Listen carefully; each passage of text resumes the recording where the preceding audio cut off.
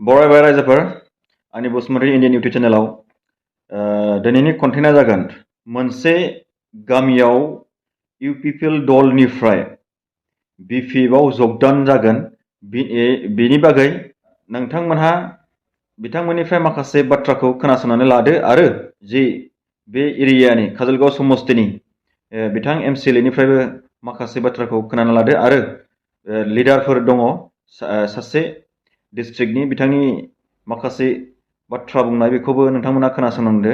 बे जिखिनि गामि हाबगोन बे गामिया दानि सिलि समस्तिनि एमएलए जयन्त बसुमतारीनि गामि सेरावनो बिथांनि माखासे आदजाथाइ खामानिखौ मोजां मोनैलाय बिथांमोनहा दिनै एमएलए एक्जिस्टिं एमएलए थाबाबो गभर्नमेन्ट थाबाबो इउपिपिएल दलनि गभर्नमेन्ट थाबाबो बिथांमोनखौ मोजां मोनैनि थाखाय बिथांमोननि गभर्नमेन्ट सालायनाय एबा गोबां रोखोमनि जानला मोनला खामानि मावनायखौ जायिनि थाखाय बिथांमोना दिनै बिपिएफ दला गभर्नमेन्ट गैयाबाबो दिनैनि दिनाव बे गामिनिया हाबफैदों। दा नोंथांमोनहा नायलांदो रायजोफोर।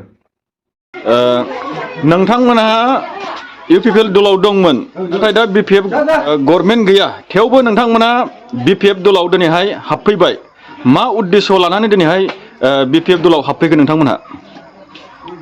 जों हाबफैनाया फुलदुफुर गामिनि जोङो 47 खर जोङो बिपिएफआव हाबफैबाय आरो जोङो बिसोर फेसिलिटि होगोन होननायखौ मोनैनि थाखाय जोङो बिसोरखौ दुखु मोननानै जोङो बिपिएफ दलखौ मोजां मोननानै बिपिएफ दलाव हाबफैबाय। नोंसोरो गोसो जानानै हाबफैदों ना नोंसोरखौ सोरबा फुस्लायदों बिपिएफ दलाव हाबफैनायाव? रावबो फुस्लायाखै, जों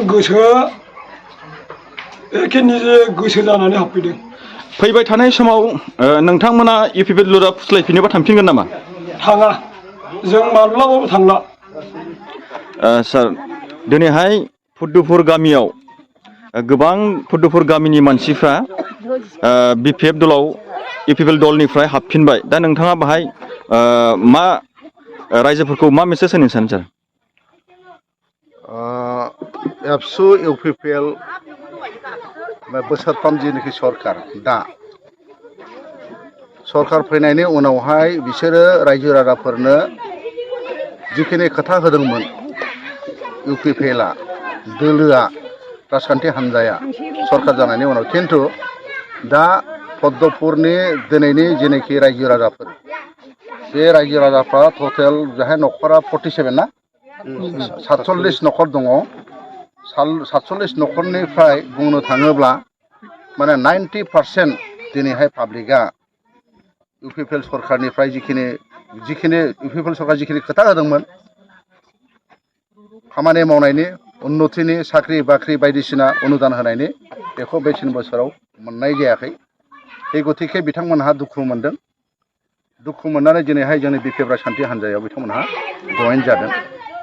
बे थांनाय माने जोंहा काजलगावआव 8 थारिखआव मोनसे मास रेलि जादोंमोन, हान्जा सुरनाय जादोंमोन। बेवहाय गोबां हाजार मानसिफ्रा बिपिएफ राजखान्थिनि बे मास रेलियाव बाहागो लादोंमोन। हैदिनखालिबो 25 जन बे गामिनिफ्राय जोंनि बिपिएफ राजखान्थि हान्जायाव माने जगदान जाहैदों। आरो दिनैबो आरो गोबां माने जोंनि रायजो राजाफ्रा इउपिपिएल सरकारखौ दुखु मोननानै गामियैनो जोंनि बिपिएफ राजखान्थि हान्जायाव माने हाबनाय जाहैदों। साभाबिक जिबायदि बिथांमोनहा सरकार दानायनि सिगां एबसुनिफ्राय इउपिपिएलनिफ्राय फैनानै जिबायदि मोनसे प्रतिश्रुति खोथा होलांदोंमोन बे खोथाफोरखौ बिथांमोनहा दिनैहाय मावफुंनो हायाखै। बे गतिके रायजोफ्रा दुखु मोनदों, गाज्रि मोनदों।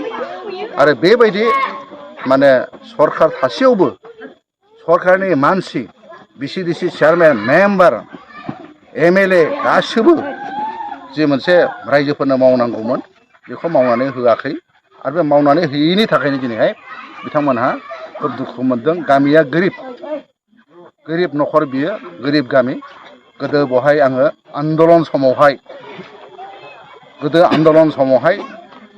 थाखोमा बे गामियावनो थानानै आङो माने संग्रामखौ आं खालामनो मोनदों जोंखौ सहाय खालामदों गेजेराव मोनसे समाव जों जेनो दंमोन मोनसे समावहाय इउपिपिएलआ बेबायदिनो अतिरन्स खोथा बुंनायनि थाखाय बिथांमोनहा माने बहाय थांदों बिथांमोननि दस नङा बिथांमोननि दाय गैया बे गतिके सरकारा दिनैहाय बिसोरखौ थगायदों इउपिपिएलआ थगायदों जोंनाव फैदों दा खोथा जाहैदों मा जे बिथांमोननि जेनाखि जइन्ट बे जइन्टआ बे पद्मपुर गामियावल' नङा गोबां जायगायावनो बिटिसि ओनसोलाव दिनैहाय बिपिएफ राजखान्थि हान्जायाव हाबनो थाखाय थाग थियारि जानानै दङ बेनिनो बे मोनसे उदाहरन जोङो दिनैहाय काजलगाव समस्तियाव जों मोननो हादों जोङो दिनै बे 15 नं काजलगाव समस्तिनि सिङाव थानाय पद्मपुर प्राइमारिनि नैबे पद्मपुर गामियाव जोङो दिनै दङ बे गामियाव गासै 47 घर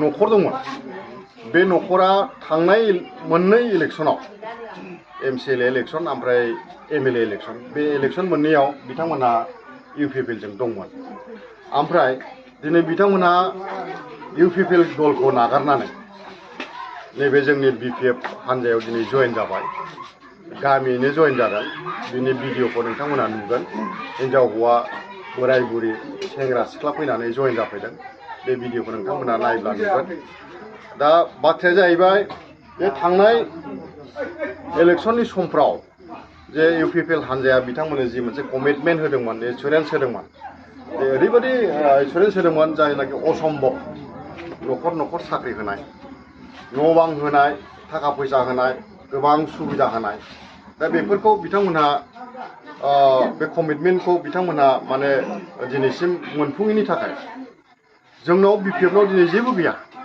जोंनाव पावार गैया दिनै जोंनाव सरकारबो गैया थेवब्लाबो बिथांमोननि जे मोनसे थगायनाय बे थगायनायखौ साबजायैनि थाखाय बिथांमोना जोंनि दलाव गोसो खुसियै जगदान जादों होननानै बिथांमोना बुंथिनानै लादों जे जों जगदान जासिगोन बिपिएफआव होननानै दिनै जयेन जाबाय दाख्लै थांनाय 8 तारिखआव जोंनि जे रेलि प्लास एवारनेस प्रग्रामावबो माखासे 25 जन बिथांमोननि गामिनिफ्रायनो जयेन जाहैदोंमोन ओमफ्राय दिनै बेबायदिनो जयेन जाबावबाय दा गामियाव 47 न'खरनिफ्राय फ्राय गासिबोआनो बुंजायो गासिबो जयेन जाफैबाय दा जों बिथांमोनखौ गोसो गोरबो सिंनिफ्राय काजलगाव समस्ति एमसिएलए समस्ति बिपिएफनि जानानै गोसो गोरबो सिंनिफ्राय जोङो बजबनानै लाबाय बरायनानै लाबाय जों बिथांमोननो गोजोननाय बावदों हामबाय होदों बिथांमोना जोंनाव दिनै जेबो गैयाब्लाबो जोंनि निति आदर्शखौ मोजां मोननानै बिथांमोना जोंजों सामिल जाबाय बिराद साबायखर